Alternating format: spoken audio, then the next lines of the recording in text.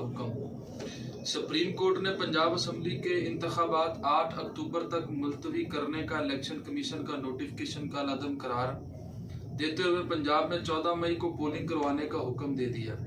पंजाब और खैबर पख्तूनख्वा में इलेक्शन मुलतवी करने के खिलाफ दरखास्त पर महफूज किया गया फैसला सुनाते हुए सुप्रीम कोर्ट ने कहा कि इलेक्शन कमीशन का 22 मार्च का फैसला गैर आईनी करार दिया जाता है। सदर ममलिकत की दी गई तारीख का फैसला बहाल किया जाता है।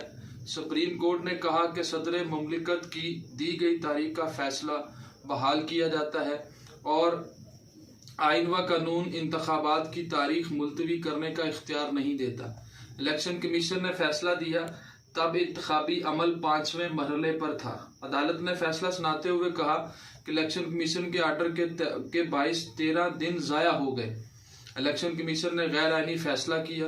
पंजाब में 14 मई को इंतखाबात कराए जाएंगे। इलेक्शन कमीशन ने इंतखाबात की तारीख देकर दायरा इख्तियार से तजावुज किया।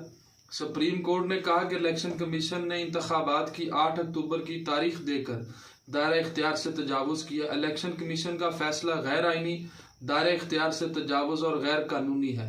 पंजाब असम्बली का इलेक्शन शेड्यूल कुछ तरामीम के साथ बहाल किया जाता है। इलेक्शन कमीशन प्रोग्राम के स्टेज 6 से स्टेज 11 तक मराहल बहाल किए जाते हैं। महफूज किया गया फैसला सुनाते हुए सुप्रीम कोर्ट ने कहा कि 30 अप्रैल से 15 मई के दरमियान सूबाई इंतखाबात कराए जाएं। पंजाब और KPK में इंतखाबात शफाफ, गैर जानिबदाराना और कानून के मुताबिक करवाए जाएं। अदालत उज़्मा ने कहा कि रिटर्निंग ऑफिसर के फैसले के तहत अपीलें जमा कराने की आखिरी तारीख 10 अप्रैल होगी। 17 अप्रैल को इलेक्शन ट्रिब्यूनल अपीलों पर फैसला करेगा। वफाकी हुकूमत 10 अप्रैल तक इलेक्शन कमीशन को 21 अरब रुपए का फंड जारी करेगा। इलेक्शन कमीशन 11 अप्रैल को सुप्रीम कोर्ट में फंड मुहैया किए जाने की रिपोर्ट जमा कराए।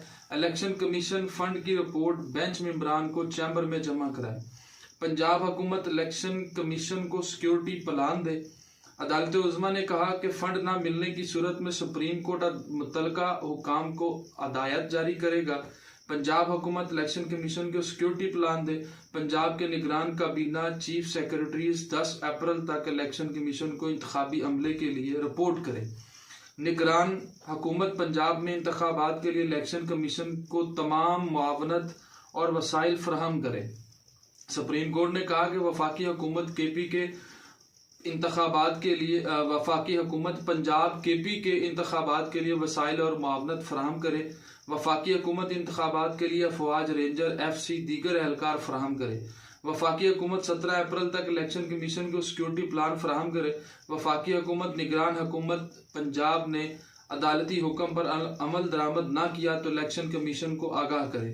फैसले में अदालत ने कहा कि एपलेट ट्रिब्यूनल पंजाब में 17 अप्रैल तक अपीलों पर फैसले करे। पंजाब में उम्मीदवारों की हतमी फहरिस्त 18 अप्रैल को शाया की जाए। कागजात नामजदगी वापस लेने की आखिरी तारीख 19 अप्रैल होगी। इंतखाबी निशानात 20 अप्रैल तक अलॉट किए जाएंगे। इलेक्शन कमीशन आर्टिकल 218(3) के तहत मुनसफाना शफाफ इंतखाबात कराए। KPK इलेक्शन तारीख के लिए मुतलका फोरम से रुजू किया जाए। सुप्रीम कोर्ट ने फैसले में कहा कि KPK में इंतखाबात के लिए गवर्नर की तरफ से अदालत में नुमाइंदगी नहीं की गई।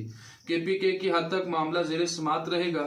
खैबर पख्तूनख्वा इलेक्शन की तारीख के लिए मुतलका फोरम से रुजू करे।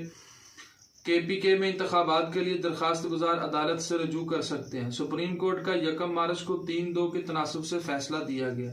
अदालत उज़्मा ने कहा कि सुप्रीम कोर्ट का 1 मार्च को 3-2 के तनासुब से फैसला दिया गया। सुप्रीम कोर्ट की तवज्जो 2 अक़लीती नोटिस पर दिलवाई गई। जजिस के नोट में 4-3 के तनासुब वाला मामला कानून के खिलाफ है। जस्टिस फाइज ईसा और अमीनुद्दीन खान के फैसले की कोई कानूनी हैसियत नहीं। वजारत दिफा के सिक्योरिटी एहलकारों की दस्तयाबी पर रिपोर्ट पेश। वजारत दिफा ने सिक्योरिटी एहलकारों की दस्तयाबी पर रिपोर्ट चीफ जस्टिस को पेश की। अटारनी जनरल और वजारत दिफा के हुकाम ने रिपोर्ट पेश की। रिपोर्ट में इंतखाबात के लिए फौज की अदम दस्तयाबी की वजूहात बयान की गई। सुप्रीम कोर्ट के 2 अरकान के साथ चैम्बर्स में रिपोर्ट का जायजा लेंगे।